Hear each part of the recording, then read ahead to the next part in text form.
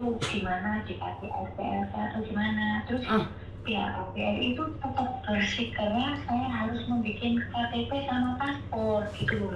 Aduh, terus nggak bisa, saya sudah berusaha, terus nggak, Putri harus mencoba satu kali lagi, anak ini harus mendapatkan KTP sama paspornya, Mas. Kalau nggak mendapatkan, Putri harus membayar denda selama usia dia 9 tahun harus membayar US. berapa? Denda Berapa? sekitar 350. Hah? 350 dolar? Hah? 350 juta? Denda buat anak saya selama tinggal di Myanmar. Terus? Saya kan cerita kalau itu memang kesalahan orang tua yang nggak mengerti membuatkan izin tinggal dia, tapi kan saya benar-benar posisi nggak ngerti. Sedangkan suami saya kan nggak menjaga dia. Sekarang pun saya nggak bisa menghubungi suami, gimana dia tinggal. Jadi cara satu-satunya adalah menebus anakmu 350 juta di Myanmar?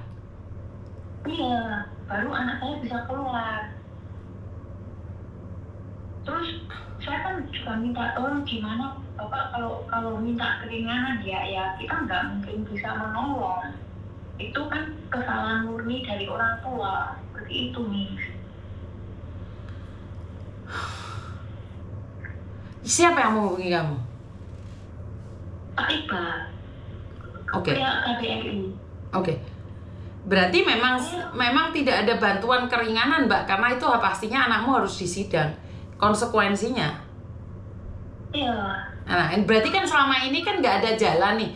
Nah, sekarang karena banyak pihak yang menghubungi, saya juga menghubungi Pak Yuda, bagian perlindungan. Ya, kalau itu sudah diputuskan, pastinya mereka sudah bertanya itu dan mereka sudah tidak bisa lagi. Jadi kalau ada duit, berarti anakmu bisa ditebus, itu aja. Iya, solusinya itu saja. Iya, berarti kan memang kelalaian mutlak orang tua dan pastinya pemerintah juga tidak akan menanggung dengan kelalaian orang tua dong. Nah, ini pertanyaannya, sampean harus menyediakan uang seperti itu untuk menebus anakmu. Kamu siap nggak? Nah, makanya saya kan bingung kalau seandainya saya minta bantuan keringanan dari KBRI itu gimana?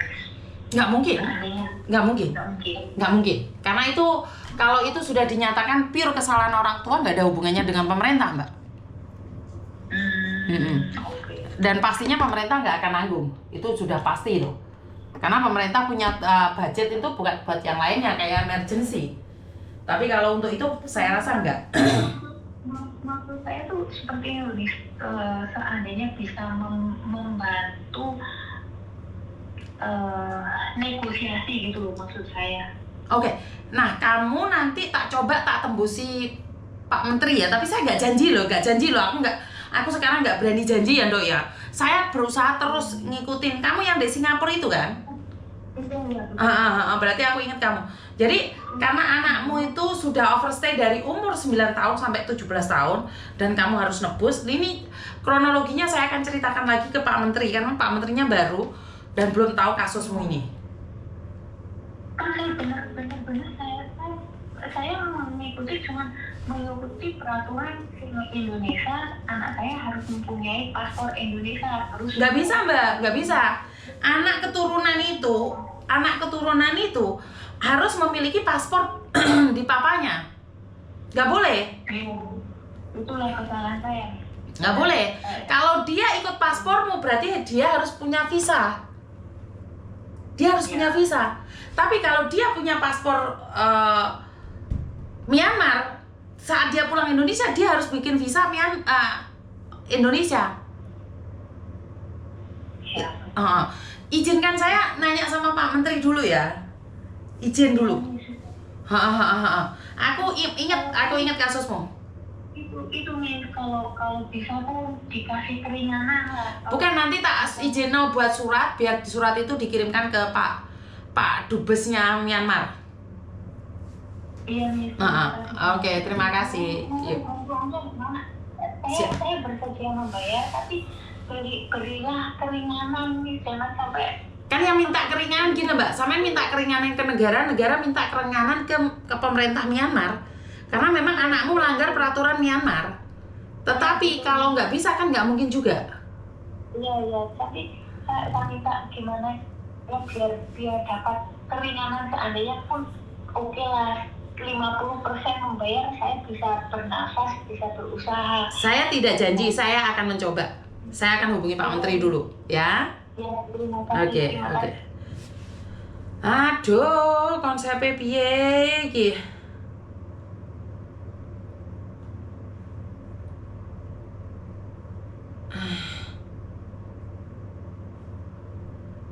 Aduh, saya tuh nggak paham semuanya ya teman-teman ya. Saya nggak bisa ngomong apa-apa. Saya pengen istirahat teman-teman. Saya nggak mau kacau balau ini, kayaknya permasalahannya menjadi kompleks sekali ya, dan tidak semudah kita mikirnya.